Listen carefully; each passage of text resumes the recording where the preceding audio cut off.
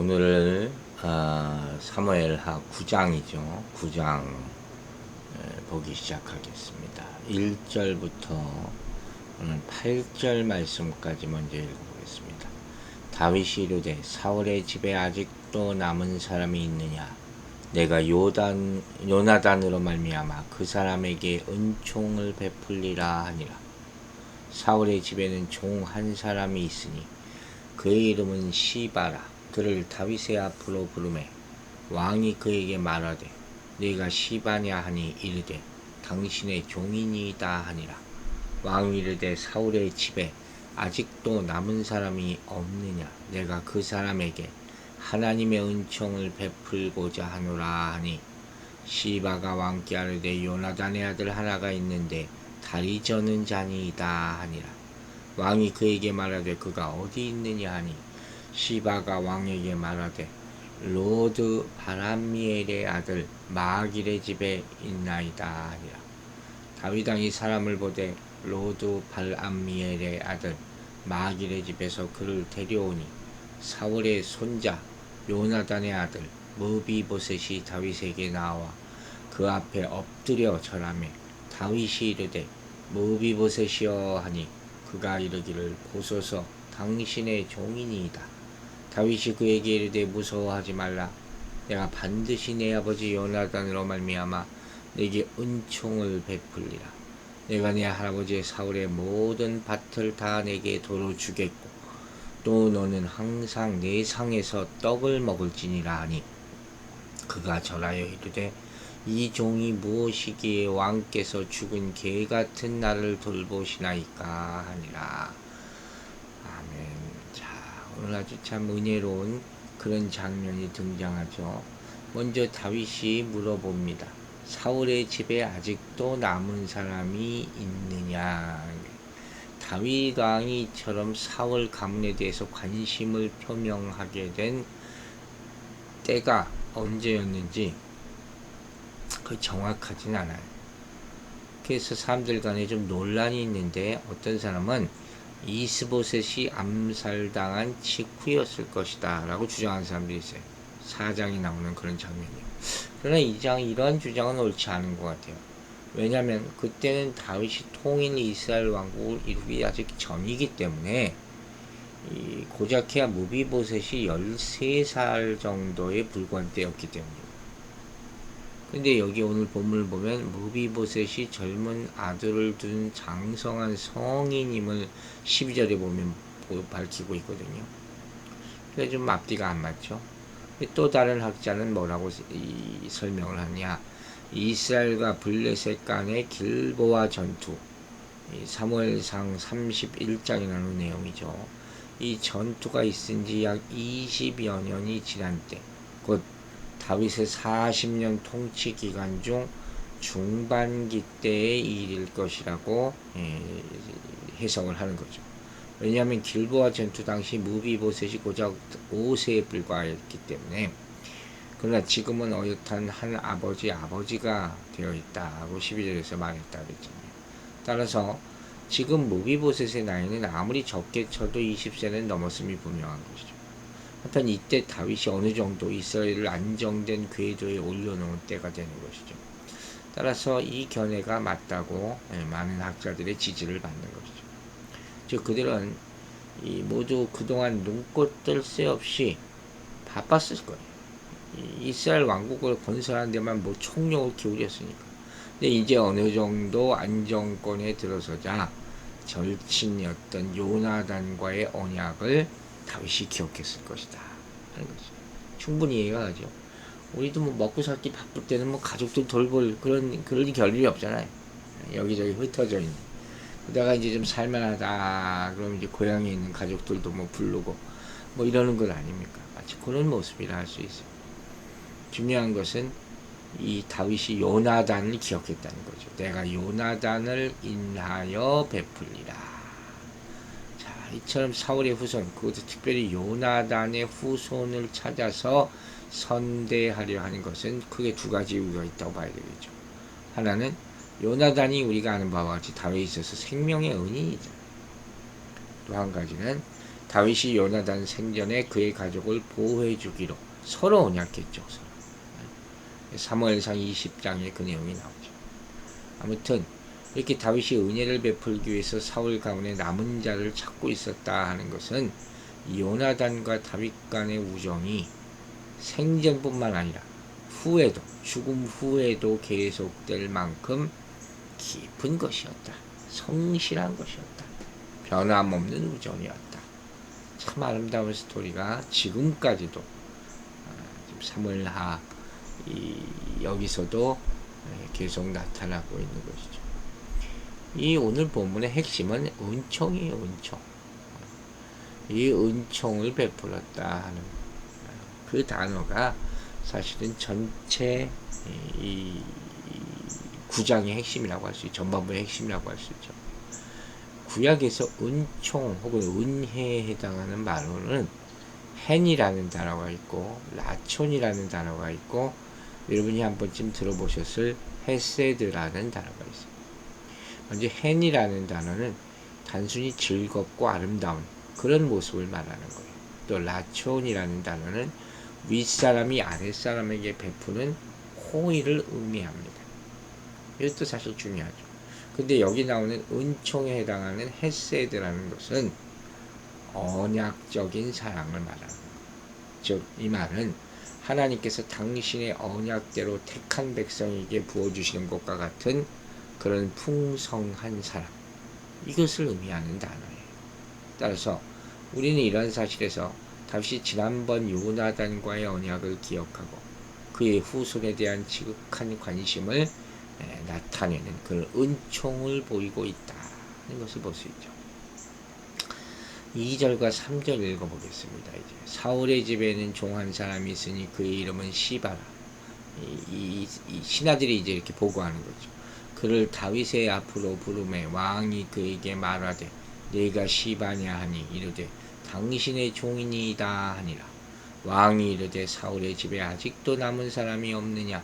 내가 그 사람에게 하나님의 은총을 베풀고자 하노라 하니 시바가 왕께 아뢰되 요나단의 아들 하나가 있는데 다리 저는 자니이다 하니라. 자, 아주 의미심장하고 또 슬픈 현실의 모습을 이렇게 표현하고 있어. 사울의 종 시바가 등장하죠. 이 종은 우리가 알다시피 당시 사회에서 가장 비천한 사람, 노예. 한편 이 사울의 종 시바는 이 사람은 어떤 사람이냐? 이 훗날 압살론의 난을 피해서 유랑길에 나섰던 다윗에게 자기의 주인 무비보셋을 모함하고 그 재산을 차지해. 이게 아주 사악한 사람. 참 어느 때마다 이런 사람이 있죠. 어쨌든 간에 이 다윗은 이 사람을 찾아서 사울의 후손 요나단의 아들 이 사람 찾아서 은총을 베풀려고 하는 것이죠. 근데 여기 이런 표현이 있죠. 하나님의 은총. 하나님의 은총을 베풀고자 하니. 그 다윗이 그냥 윗사람이 아랫사람에게 뭐 좀 선물 주고 이게 아니라니까요. 다윗이 요나단의 후손에게 베풀고자 하는 은총은 하나님으로 말미암은 것이다.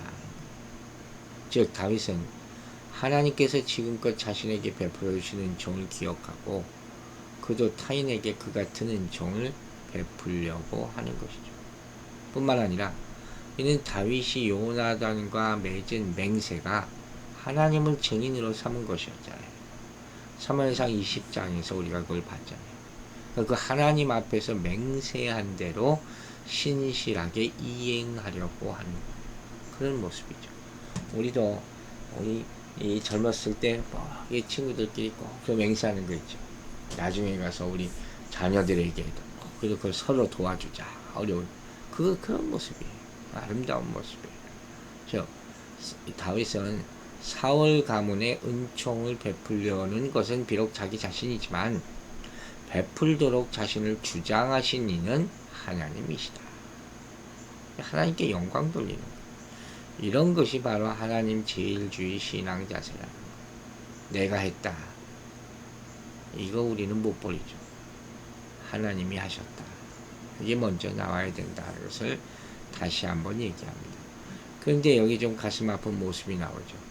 요나단의 아들 무비보셋의 모습이 뭐예요? 다리를 전다 하는 거예요.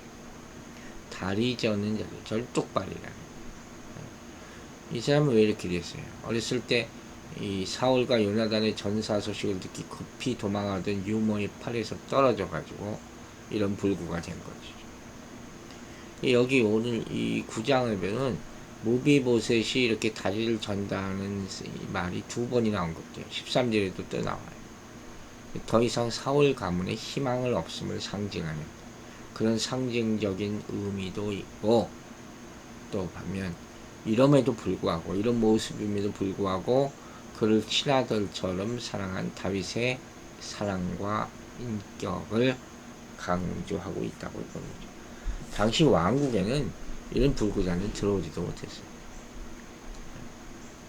지금도 뭐 북한은 뭐 그런다면서요. 평양 안에는 이런 온전하지 못한 사람 뭐 들어오지 못한다, 그런 얘기를 하는 사람 들어봤어요.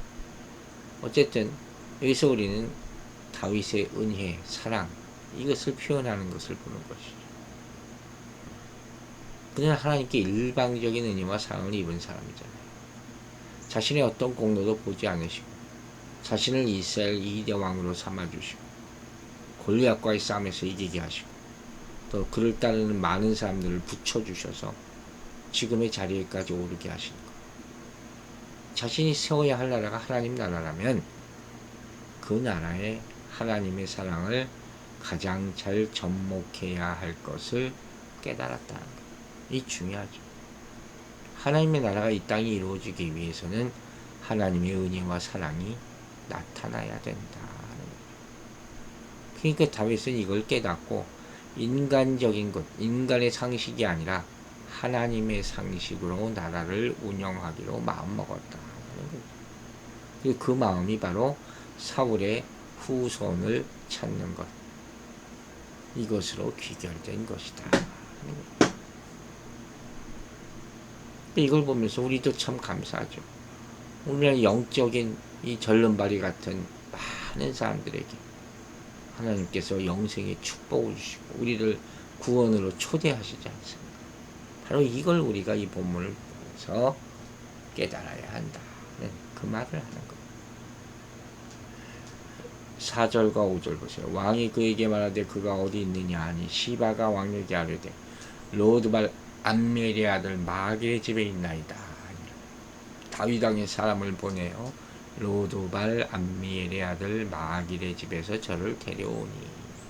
자, 왕자로 태어났지만 하루아침에 부모를 잃고 또 장애까지 그 슬픔을 안고 살아가게 된 무비보셋은 참으로 기구한 삶을 살았을 거예요. 안 봐도 못 뻔하죠. 지금 기구하고 있는 집도 자신의 집도 아니라 왕자로 태어났음에도 불구하고 마길이라는 사람의 집에 거기서 잊혀진 자로 살아가고 있었다 하는 거죠. 그곳이 어디였냐? 바로 로드발이라는 곳. 이곳은 요단강 동쪽 마하나임 근처의 장소라고 알려져 있는 곳이죠. 여기서는 마길이라는 사람은 아마도 부유하고 영향력 있는 당시에 그랬던 사람임이 분명합니다. 그리고 이때까지 그는 요나단의 그 절뚝발이 아들과 그의 가족들에게 피난처를 제공해 줌으로써 사울의 가문에 은밀하게 충성해 왔던 사람이죠. 그리고 이렇게 이 나중에 보답을 받게 되는 것이죠. 다윗이 압살롬에게 도망할 때 이 암멜의 아들 마갈이 다윗과 그의 군대에게 생계에 필요한 식량을 공급하게 됩니다. 이게 충성된 사람들도 있다니까요. 숨어서 나라를 위해서, 왕을 위해서 끝까지 충성되게 섬기는 사람 있는가 하면 자기 혼자 살아보겠다, 자기 주장 증명해보겠다, 왕을 떠나는 사람들, 그런 사람들도 있는 거죠. 이제 무비보셋의 모습이 나타나요. 6절 보세요. 사울의 손자 요나단의 아들 무비보셋이 다윗에게 나와 그 앞에 엎드려 절하매 다윗이 이르되 무비보셋이여 하니 그가 이르기를 보소서 당신의 종이다. 이 모습은 뭐예요? 종의 모습의 글자예요. 자신의 생명이 왕의 손에 달려 있음을 깨닫는 거죠. 사실 다윗이 마음만 먹으면 이 사울의 씨를 이 땅에서 완전히 말살시켜 대적자가 일어나서 왕권을 얻으려는 일말의 시도나 가능성도 없애버릴 수 있죠. 그래서 어떤 사람들은 이 무비보셋을 추천한 이유가 그의 곁에 두고 반란을 하는 것을 막기 위함이다. 이렇게 해석하는 사람도 있어요. 어쨌든 다윗 이 무비보셋은 여기서 바짝 엎드리죠. 종입니다. 다윗에 대해서 자신을 노예와 같은 그런 사람으로 미리 청하는 거죠. 그리고 이제 다윗이 말하죠. 무서워 말라. 내가 반드시 내 아버지 요나단으로 말미암아 내게 은총을 베풀리라. 내가 내 할아버지 사울의 모든 밭을 다 내게 도로 주겠고 또 너는 항상 내 상에서 떡을 먹을지니라. 자, 다윗이 이 무비보셋을 안심시킵니다. 사실 무서워하지 말라라고 얘기하는 게 너무도 당연하죠. 아까 잠깐 말했듯이 왕이 오르면 누구든지 일단 정적과 일가 친족들을 모두 진멸하는 것이 동서양을 막론한 관례예요. 반란은 씨앗이 되니까 이건 뭐 어쩔 수 없어요. 왕권을 안정하기 위해서. 그러니까 무비보셋이 얼마나 염려를 했겠습니까? 이제까지 숨어 살았는데 어쨌든 자기가 왕이 안 되더라도 숨어서 목숨을 지탱하고 있었잖아요. 근데 다윗이 그걸 알고 무서워하지 말라 하면서 아버지 요나단의 이름을 언급하고 내게 은총을 베풀겠다 하니까 그때 어떻게 했어요? 아, 살았다 이런 마음이 들지 않겠습니까? 다윗의 애정이 나타나죠. 무비보셋의 마음을 안정시켜줘. 그리고 덧불어 말하죠. 내 할아버지 사울의 모든 밭을 다 내게 주고 너는 항상 내 상에서 떡을 먹을지어다. 아마 기겁을 했을 거예요. 정말 놀랐을 거예요. 사울이 여기서 말하는 사울의 밭이라는 건 기브아에 있던 그의 사유지겠죠. 아마도 그동안 시바가 관리해 있었던 것 같고 어쨌든 다윗의 이러한 약속은 시바에게는 큰 실망거리였지 뭐지만 마귀의 집에서 숨어 살던 무비보셋에게는 충격적인 기쁨이었겠죠. 그 다음이 더 크죠. 내 상에서 먹을지니라. 이 말은 이중적인 말이죠. 말 그대로 다윗과 함께 식사하는 의미가 있고 또 상호간의 아름다운 교제를 상징합니다. 식탁은요, 성경에서 식탁은 정말 중요한 교제 자리예요. 예수님께서 식탁의 자리를 사모하시잖아요. 우리가 교제를 강조하는 이유가 바로 이거예요. 아무나 함께 초청하지 않은 곳이 식탁이란 말이에요. 그래서 다윗과 무비보셋이 함께 식사를 나눈다 하는 말은 아름다운 사랑의 교제를 시작한다 하는 것입니다. 우리도 이와 같은 모습을 보면서 우리가 맹세했던 것 잊지 말고 또한 그 사람이 누구든지 간에 약속한 대로 사랑하고 베풀며 하나님께 맹세한 것을 지키며 사랑의 교제를 나누는 성도와 교회가 되기를 주의 이름으로 축원합니다. 기도하겠습니다.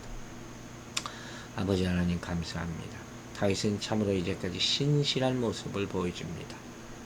사울의 후손, 손자, 또 그 사랑하는 요나단의 아들을 찾아서 자기가 받았던 은혜를 보답하고 있습니다. 아버지, 우리가 정말로 꼭 살만하게 돼서가 아니라 어떤 상황 가운데서도 이런 맹세한 것을 다 지키고 살 수 있는 믿음을 허락하여 주시옵소서. 베풀고 섬기고 교제하는 마음을 허락하여 주시옵소서. 그것이 그리스도인의 사랑일진데 우리가 우리 자신 돌보는 것에만 나 혼자 살겠다고만 그런 욕심과 이기심을 버리게 하여 주시고 이제까지 받은 은혜와 사랑을 생각하고 베풀며 갚으며 하나님과 약속한 것을 꼭 지킴으로 말미암아 하나님의 축복이 영원하게 될 수 있도록 대대손손 이어질 수 있도록 축복하여 주시옵소서. 오늘도 병상에 있는 사랑하는 아들을 지켜보아해 주시고 다리 힘이 없게 주님 역사하여 주셔서 곧 일어나 자유롭게 걷고 뛰며 주를 찬양할 수 있도록 도와주시옵소서. 무더위 가운데 우리 성도들 건강 지켜주시고, 특히 자녀들 학업과 직장 위에서 기도하는 많은 성도들 그 뜻을 기도에 모든 응답하여 주셔서 하나님 앞에 곧 영광 돌릴 수 있도록 도와주시옵소서. 감사드리며 예수 그리스도의 이름으로 기도했습니다. 아멘.